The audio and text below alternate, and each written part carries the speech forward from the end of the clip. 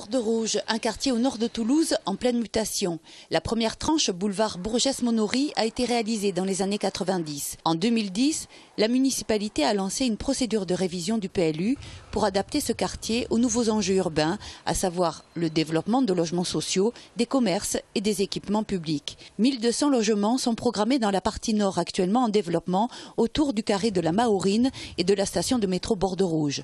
Au-delà de la diversité architecturale, les habitants du quartier sud s'interrogent sur la densité des constructions actuelles et ses conséquences déjà perceptibles. Borderouge Nord, j'y vais tous les matins parce que j'ai l'école de mon fils qui est juste à côté.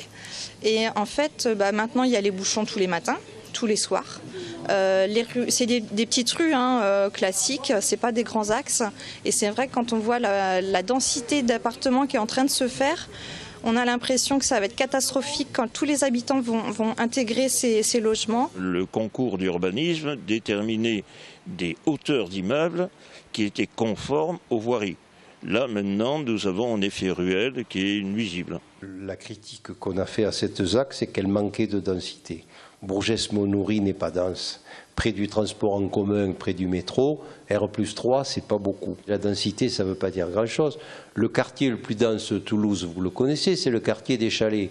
Personne ne vous répondra, le chalet est un quartier dense. On a ce sentiment parce que vous êtes en plein chantier. Donc il faut attendre que les choses se mettent en place, les volumes prendront leur place et à ce moment-là, on pourra apprécier. Pour que vive pleinement ce nouveau quartier, la future ZAC de Borderouge Nord va accueillir de nombreux commerces et des entreprises, mais aussi des équipements culturels tels qu'un cinéma ou encore la salle des musiques actuelles. Une ville dans la ville dont 30% des logements sont à caractère social, autre élément d'inquiétude des habitants du Sud si ce chiffre devait augmenter au fil du temps. Si on surdensifie le logement social, on va fragiliser la mixité. Le logement social peut apparaître comme difficile dans certains lieux, mais il faut savoir que plus de 60% de la population est éligible au logement social.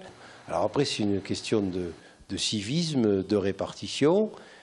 Comment on va faire fonctionner cette mixité? D'abord, on n'a pas voulu de logements sociaux différenciés ou visibles. Les espaces communs seront les mêmes, les espaces verts seront les mêmes, donc on ne montre pas du tout le logement social.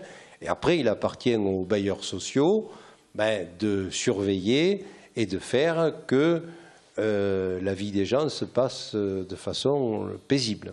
Selon la municipalité, la ZAC de Borderouge Nord devrait accueillir 2000 à 2500 habitants supplémentaires d'ici la fin des travaux prévus dans 2 ans. Bien qu'une 3e crèche doit ouvrir à la fin de l'année et qu'un 4e groupe scolaire soit prévu en 2015, l'enjeu pour la ville sera d'adapter au fil des ans services et équipements publics à cette arrivée massive de nouveaux habitants.